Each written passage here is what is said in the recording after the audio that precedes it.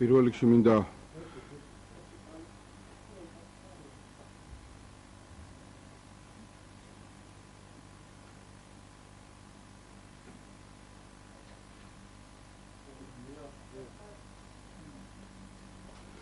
გამოეხმაურო ჩვენი ქვეყნისთვის ძალიან მნიშვნელოვან მოვლენას ასოცირების შეთანხმებაზე პარაფირებას და ხმადაყოლის მომცველი სავაჭრო სივრცის შესახებ ხელშეკრულებაზე ხელის მოწერას, რაც ძალიან მნიშვნელოვანი ეტაპის დასასრულია ჩვენი ქვეყნისთვის, რომელიც დაახლოებით 5 წელი მიმდინარეობდა და მოიცავს ძალისხმევას ძალიან ბევრი ადამიანისა, უწყებისა, როგორც წინა, ისე ამჟამინდელი მთავრობის ბუნებრივია და ასახავს ასევე იმ პროცესებს, რომელიც ამ 5 წლის განმავლობაში განვითარდა ჩვენს ქვეყანაში და არის დასტური იმისა, რომ ამ წლების განმავლობაში ქვეყანა ნაბიჯ-ნაბიჯ მიიწევდა ევროპული ფასეულობების დამკვიდრებისაკენ და ბუნებრივია ამ მიმართულებით გასაკეთებელი, რა თქმა უნდა, კიდევ ძალიან ბევრია, მაგრამ მნიშვნელოვანია, რომ ეს ეტაპი წარმატებით გაიარა ჩვენმა ქვეყანამ, თუმცა ძალიან მნიშვნელოვანია, რომ საქმე ბოლომდე იქნეს მიყვანილი, რაც შეეხება ასოცირებას და მომავალი წლის ბოლომდე ხელი მოვაწეროთ ამ შეთანხმებას. სწორედ ეს არის ის საკითხი, რაზეც დღეს ასეთი დიდი ნებათაღელვა არის უკრაინაში, ყოველთვის რამაც გამოიწვია ეს ნებათაღელვა, რომ საბოლოოდ ეს შეთანხმება არ დარჩეს უბრალოდ პარაფირებული და შეთანხმებული ტექსტის სახით, არამედ მას ხელი მოეწეროს, რა თქმა უნდა, ჩვენი მიზანი არის არა რაღაც დოკუმენტების ფორმალურად გაფორმება, არამედ მათი ცხოვრებაში განხორციელება. რა თქმა უნდა, ასევე ძალიან მნიშვნელოვანია, როგორც ამ პროცესის ნაწილი ჩვენი ქვეყნის მოქალაქეებისთვის ევროკავშირში შესასვლელი ვიზების საერთოდ გაუქმება, ანუ ლიბერალიზაცია, როგორც ეძახიან, იმისათვის, რომ თითოეულ ჩვენს მოქალაქეს შეძლების დაგვარად ჰქონდეს თავისუფლად გადაადგილების საშუალება, განათლების მიღების, მათ შორის ლეგალურად მუშაობის და სამშობლოში დაბრუნების იმ გამოცდილებით და შესაძლებლობებით და კონტაქტებით, რომელსაც ისინი მიიღებენ ევროკავშირის ტერიტორიაზე. რა თქმა უნდა, ეს ყველაფერი ერთად ძალიან მნიშვნელოვანია ქვეყანაში ინვესტიციების მოსაზიდად და საბოლოო ჯამში ჩვენი ხალხის ცხოვრების დონის ამაღლებისათვის, იმიტომ რომ ეს შექმნის ახალ სამუშაო ადგილებს, შექმნის უფრო მაღალ ანაზღაურებად დასაქმების საშუალებას და სამსახურს ჩვენი ხალხისთვის და აქედან გამომდინარე უკეთეს მომავალს ჩვენი ხალხისა და ქვეყნისათვის. მეორე საკითხი, რა თქმა უნდა, არის უკრაინა. დღეს მთელი მსოფლიოს ყურადღება მიპყრობილი არის ჩვენთვის ძალიან მნიშვნელოვანი, მეგობარი, სტრატეგიულად მნიშვნელოვანი ქვეყნისაკენ, სადაც დრამატული მოვლენები ვითარდება და ყველაფერი ეს აჩვენებს, რამდენად მნიშვნელოვანია ყველა ცივილიზებული, ჭეშმარიტად კულტურული თვალსაზრისით, არა მარტო გეოგრაფიის კუთხით ევროპული საზოგადოებისთვის ქვეყნის ევროპული ინტეგრაცია. რა თქმა უნდა, ყველა საკითხს აქვს თავისი დადებით და უარყოფითი მხარეები, მაგრამ ის რა გაერთიანებაც არის დღესდღეობის შექმნილი ევროკავშირის სახით, ეს არის ნამდვილად საუკეთესო ფორმა იმისა, რომ ევროპის თავისუფალმა და დემოკრატიულმა ერებმა ერთ ოჯახად, ერთ გაერთიანებად იზრუნონ თავიანთი მოქალაქეების როგორც უსაფრთხოებისთვის, ისე კეთილდღეობისთვის და ბუნებრივიც არის, რომ უკრაინელ ხალხს კარგად აქვს შეგნებული ამ პროცესის უკრაინისთვის მნიშვნელობა. ჩვენთვის უკრაინა ბევრი მიზეზის გამო არის მნიშვნელოვანი. პირველ ყოვლისა ჩვენი ორმხრივი ურთიერთობები ტრადიციულად ძალიან მნიშვნელოვანია, ჩვენთვის დაწყებული სავაჭრო და ეკონომიკური კავშირებიდან დამთავრებული კულტურული და საგანმანათლებლო ურთიერთობებით, პოლიტიკური სფეროთ ეს არ შემოიფარგლებოდა მხოლოდ ამ საკითხებით, ჩვენ შორის საკმაოდ სერიოზული სამხედრო თანამშრომლობა იყო და იმედია რომ მომავალშიც იქნება ასევე უსაფრთხოების სფეროში თანამშრომლობა. გაგახსენებთ რომ სწორედ ნატოს ბუქარესტის სამიტზე საქართველოსა და უკრაინასთან დაკავშირებით იქნა მიღებული უპრეცედენტო გადაწყვეტილება რომ საქართველო და უკრაინა გახდება ნატოს წევრი. სამწუხაროდ უკრაინა ამ მომენტისთვის ამ პროცესს გამოთიშულია და ჩვენ ვართ დარჩენილი როგორც ნატოში გაწევრიანების რეალური სამომავლო კანდიდატები, თუმცა რაც შეეხება ევროკავშირს, აქ უკრაინა და საქართველო არიან ერთად, რასაც ქვია იმ ახალი რეალობიდან გამომდინარე, ახლა ჩამოყალიბებული, ასე ვთქვათ, პოლიტიკურად გაფორმებული, მე გეოგრაფიულ მნიშვნელობას არ გულისხმობ მხოლოდ, აღმოსავლეთ ევროპის რეგიონის ნაწილი. ჩვენთვის ეს მნიშვნელოვანია ერთ ხაზს გავუსვევ იმით, რომ საქართველო უნდა გააცნობიეროს, რომ ჩვენ არ ვართ მხოლოდ სამხრეთ კავკასიული ქვეყანა და ჩვენთვის ეს ძალიან მნიშვნელოვანია, რომ ევროპელები ჩვენ არ გვიყურებდნენ მხოლოდ როგორც სამხრეთ კავკასიას და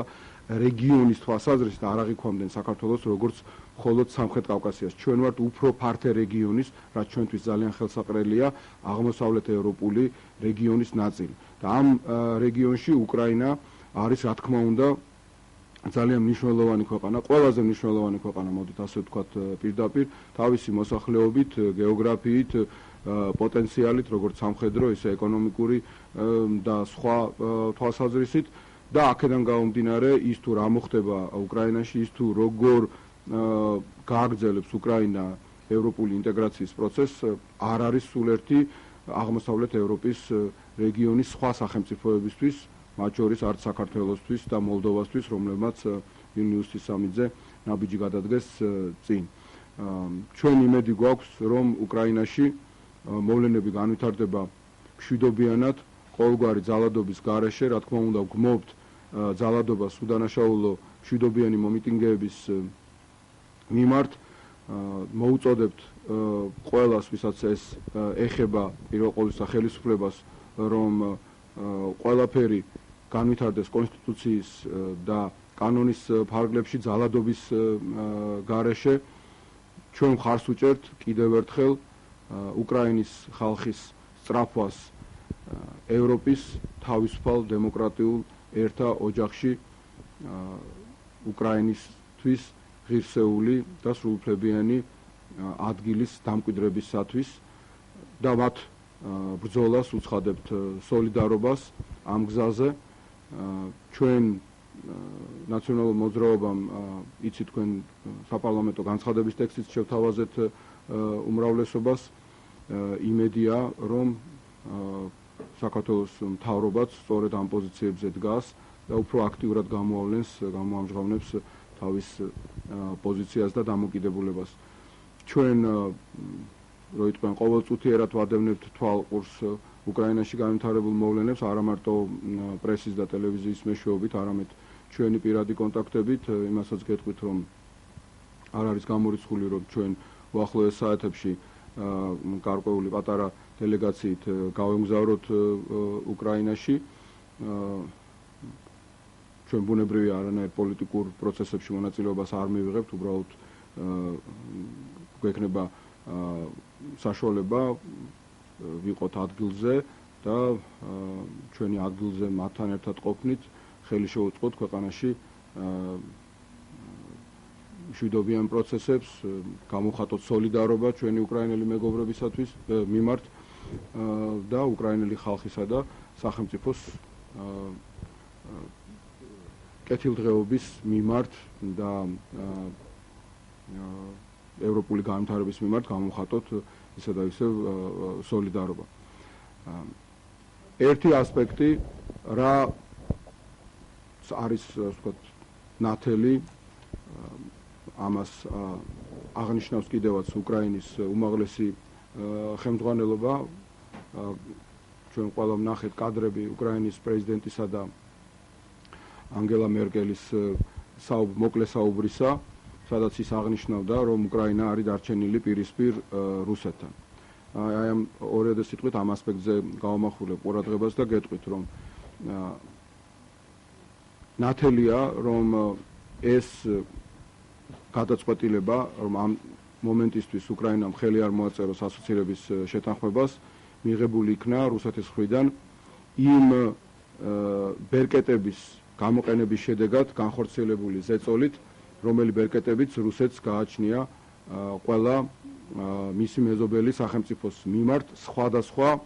მასშტაბით და სხვადასხვა ასე ვთქვათ სიდიდით. რაც შეეხება საქართველოს, ეს კიდევ ერთხელ აჩვენებს, რომ ჩვენ შევძელით, მიუხედავად იმისა, რომ ჩვენ უკრაინასთან შედარებით გაცილებით პატარა ვართ, როგორც ტერიტორიით, ისე მოსახლეობით, ისე სამხედრო პოტენციალით თუ ეკონომიკური შესაძლებლობებით, რომ თავი აგვერიდებია და მოგვეხსნა, ვთქვათ, ის ბერკეტები, ის გავლენის საშუალებები, რაც რუსეთს ტრადიციულად აქვს მის მეზობელ სახელმწიფოებზე. ჩვენ აი ამ 9 წლის განმავლობაში დავაღწიეთ რუსეთის ეკონომიკურ და სავაჭრო ვთქვათ ემბარგოს და ეს ფაქტორი რუსეთის მიერ ვეღარ არის გამოყენებული საქართველოს წინააღმდეგ. ჩვენ აღარა ვართ დამოკიდებული რუსეთზე ენერგეტიკული თვალსაზრისით, არც ერთ კუბურ მეტრ გაზს საქართველოს არ ყიდულობს რუსეთისგან. მესამე, ჩვენ მნიშვნელოვანწილად, იმიტომ რომ ძნელია თქვა, რომ სრულად გავანადგურეთ რუსეთის აგენტურული ქსელი ჩვენს ქვეყანაში. კონკრეტული გადაეკეთებია.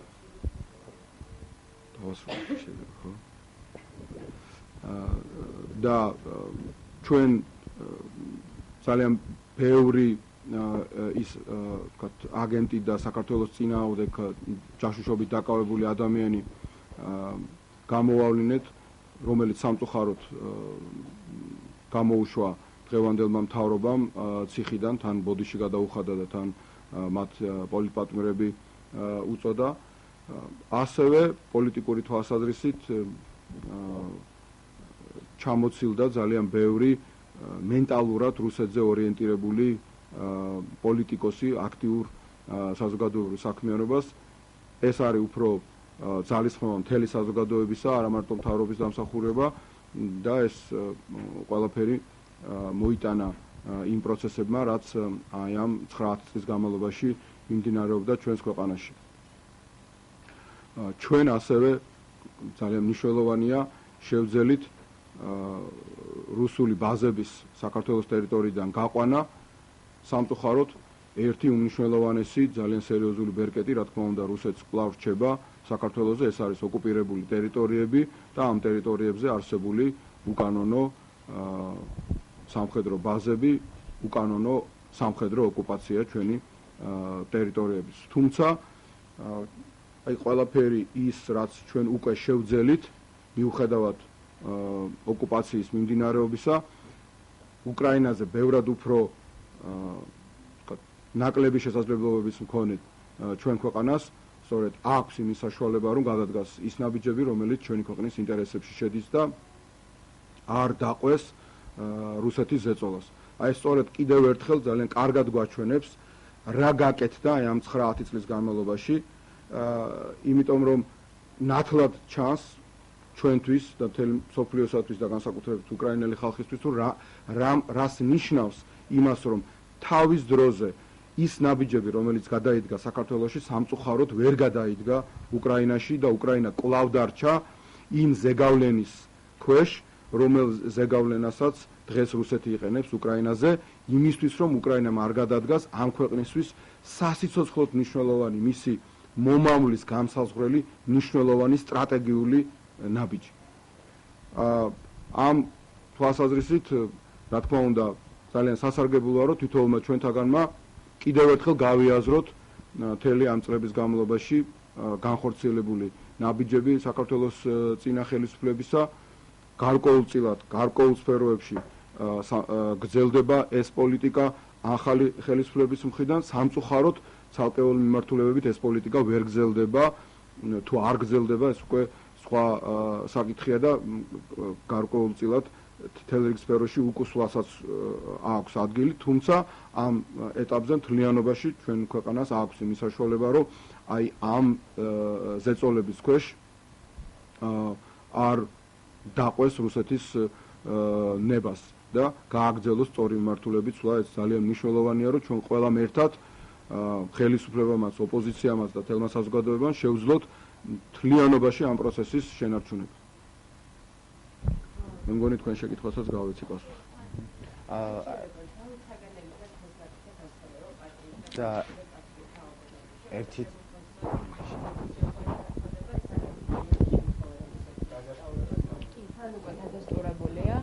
და მასთანავე ხოლმე მიგაჩნიათ, რომ ეს არ იქნება პირველი და უკანასკნელი შემთხვევა და შესაძლებელია უახლოეს მომავალში არაერთმა პარტიის წევრმა კოალიციის წევრმა დაწვეს კოალიცია.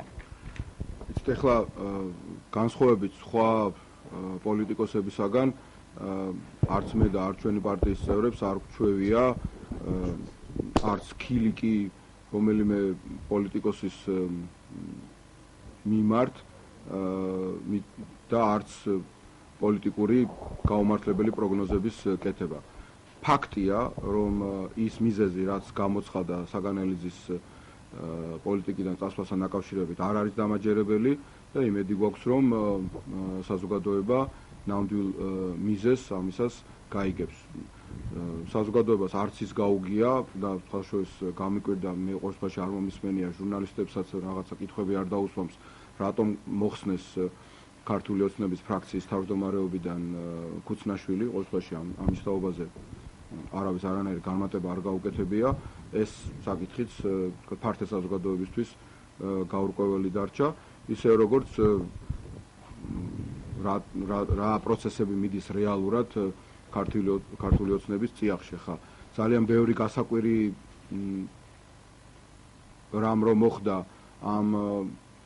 გაერთიანების შიგნით, ალბათ დამეთანხმებით თითოეული ის კანდიდატი თუ პერსონა, რომელიც ამ ბოლო დროს წამოიწია წინა პლანზე, თუ ყველა არა, უმრავლესობა მათგანი ნამდვილად გაკვირვებას იწვევს, რადგანაც ისინი შეუსაბამო არიან თავიანთ პოზიციებთან და აქედან გამომდინარე ძალიან ბევრი კითხვის ნიშანი რჩება როგორც პოლიტიკოსებს, ისე საზოგადოების ფართე წრეებს. ეს ნელ-ნელა გაერკვევა, ჩვენ კარგად ვიცით, რომ ქართული ოცნება არ არის იდეებზე დაფუძნებული ერთობა, რომ მას რეალურად მართავდა და მართავს ერთი ადამიანი, რომ მასში არის ისეთი პოლიტიკური ძალები, რომელიც დიამეტრალურად განსხვავებულად ხედავენ როგორც ქვეყნის საშინაო პოლიტიკას, ისე საგარეო პოლიტიკას, იგივე საგარეო პოლიტიკის კუთხით ერთი მიმართულება ნამდვილად არის გამოკვეთილი პროდასავლური, მეორე არც მალავს და საპარლამენტო ტრიბუნიდან რაც მოგვისმენია ამ ცოტა ხნის წინ, რომ განიხილავს ევრაზიული კავშირის მიმართულებით საქართველოს ნაბიჯების გადადგმას, ასე რომ ეს ძალიან ეკლექტური გაერთიანება, რასაც ჩვენი აზრით დიდი დრო პოლიტიკურად არ უწერია, მაგრამ ეს არ არის ჩვენი განსახილველი საკითხი, ასე ვთქვათ, ჩვენ ამაზე არ ვართ ორიენტირებულები, ჩვენ გვაქვს ჩვენი საკეთებელი საქმე, როგორც ამ წუთას ოპოზიციას და ვთქვით, რომ პასუხისმგებლობით მოვეკიდოთ ჩვენ საქმეს და ვიმოქმედოთ იმ ვითარებაში, რა ვითარებაც არის კონკრეტულად ქვეყანაში და გქონდეს ურთიერთობა იმ ძალებთან თუ პერსონებთან, რომლებიც წარმოადგენენ მმართველ გუნდს და ხელისუფლებას. ახლა ხანს გავცელდა ირაკლი ღარიბაშვილის განცხადება, სადაც მან თქვა, რომ ხელისუფლების არც ერთი წარმომადგენელი არ წავა გამართულ ოლიმპიადაზე, მხოლოდ წავა ოლიმპიური კომიტეტი. თქვენი მოსაზრება ამასთან დაკავშირებით, რამდენად სწორი გადაწყვეტილება მიიღეს?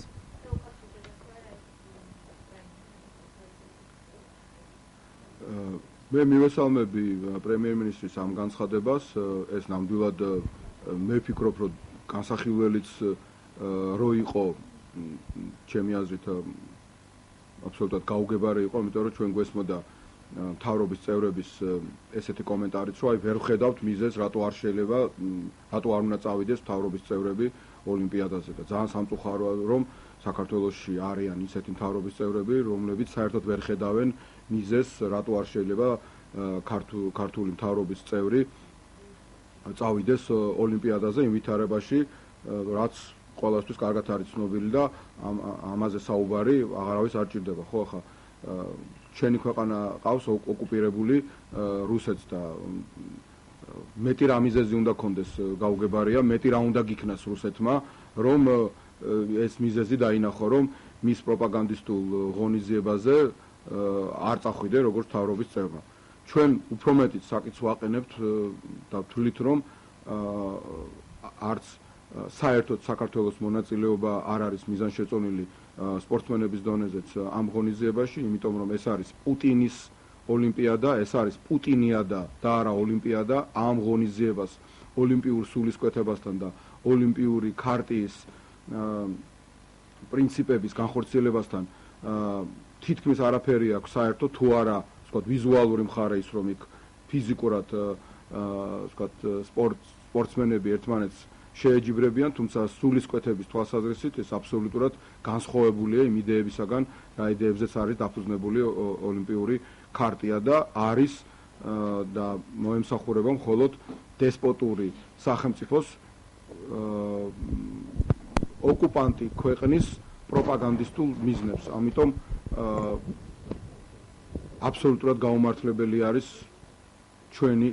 მონაწილეობა ამ პროპაგანდისტულ ღონისძიებაში. ხოლო კიდევ ერთხელ ვამბობ, ის რომ მთავრობის წევრები არ უნდა გაემგზავრონ, ეს იმთავითვე ცხადი იყო და კარგია, რომ ამაზე საერთოდ ეს საკმაოდ ქართველი ხალხისთვის ჩემი აზრით შეურაცხმყოფელი, ასე ვთქვათ, კიდევ გაურკვევლობაში ყოფნა, ასე ვთქვათ, დამთავრდა და ერთხელ და სამუდამოდ საბოლოოდ ეს გადაწყვეტილება, ნორმალური გადაწყვეტილება იქნა მიღებული. ბატონ გია, მართლმსაჯულების ხარვეზების დამდგენი კომისიის გაუქმებასთან დაკავშირებით გააკეთა განცხადება ცოტა რამდენიმე დღის წინ ქალბატონმა თეა წულუკიანმა. ყოფილი პოლიტპატიმრების ადამიანის უფლებებისთვის თავმჯდომარე ქალბატონი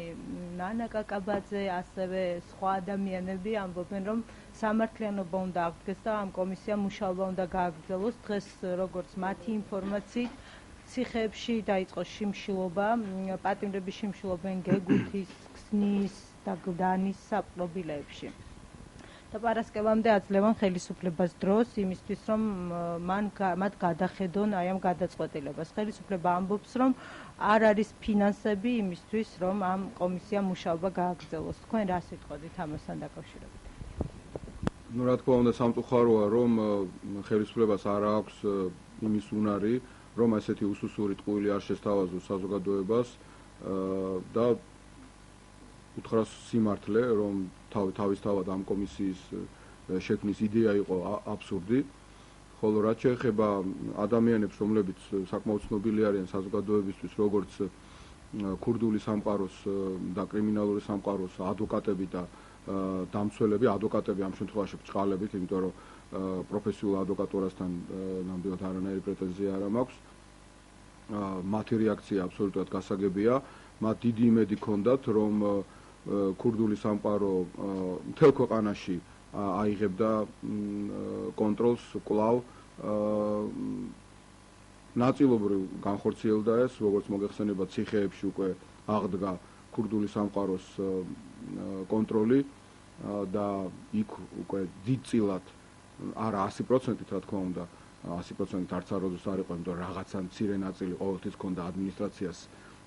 დათმობილი ციხეზე კონტროლის, მაგრამ უდიდესი ნაწილი, რაც რეალურად ციხის კონტროლს ნიშნავს, როგორც ადრე იყო ჩვენ ხელისუფლებამდე, დღესაც შავ კრიმინალურ სამყაროს და მაყურებლებს, ეგრეთ წოდებულებს აქვთ უკვე აღებული ხელში, რაც რა თქმა უნდა ქმნის იმის საფუძველს, რომ კრიმინალურმა სამყარომ ქვეყნის დანარჩენ ტერიტორიაზეც არასაპყრობილეებშიც, ვთქვათ, გარეთაც დაამყარონ ის კონტროლი, რომელიც მანამდე ჰქონდათ. ამ კუთხით დღევანდელი ხელისუფლება გარკვეულ წინააღმდეგობას როგორც ჩანს მათ უწევთ და ბუნებრივია ისინი უკმაყოფილოები არიან, თუმცა მეორე მხრივ ხელისუფლების მხრიდან გადადგმული არასწორი ნაბიჯების გამო მათ ამის საკმაო საფუძველი მიეცათ და ქვეყანაში ფაქტია, რომ კრიმინოგენური მდგომარეობა სერიოზულად გართულებულია. ეს არ არის მხოლოდ ჩვენი განცხადებები, თვითონ უმრავლესობის წევრებიც აღიარებენ ყოველ შემთხვევაში ის ადამიანები, ვისაც აქვთ გაცნობიერებული პასუხისმგებლობა და არ შეუძლიათ ასე უტიფრად მოიტყუონ, ამბობენ რომ არის გართულებული მდგომარეობა და ეხლა ამას ვერ გაიქცევი, ხო? და ჩვენ ყველამ ვიცით, საქართველოს პატარა ქვეყანაა, რომ უკვე გამოჩნდა ესეთი ძველი ფაქტები, რომ აი მიდიან ბიზნესმენებთან, რომ აი წილების მოთხოვნა უკვე შავი სამყაროს მხრიდან და ვთქვათ გადანაწილება და ის ურთიერთობები, რომელიც დამახასიათებელი იყო 10 წლის წინანდელი საქართველოსთვის, ეს ნელ-ნელა სამწუხაროდ ბრუნდება ჩვენ ქალაქებში და სოფლებში და ჩვენს ქვეყანაში. აქედან გამომდინარე, ამ ტიპის ძალების ბრძოლა ბუნებრივია გაგრძელდება, ეს არაფერი გასაკვირი არ არის, იმიტომ რომ მათ მიიღეს ხელისუფლების მიერ გადადგმული არასწორი და გარკვეულწილად მავნებლური და ქვეყნისთვის საზიანო ნაბიჯების გამო დიდი იმედი და სტიმული, რომ ისინი შეძლებენ მათი გავლენის და შესაძლებლობების აღდგენას იმ დოზით, რა დოზითაც მათ ჰქონდათ 10 წლის წინ. მადლობთ.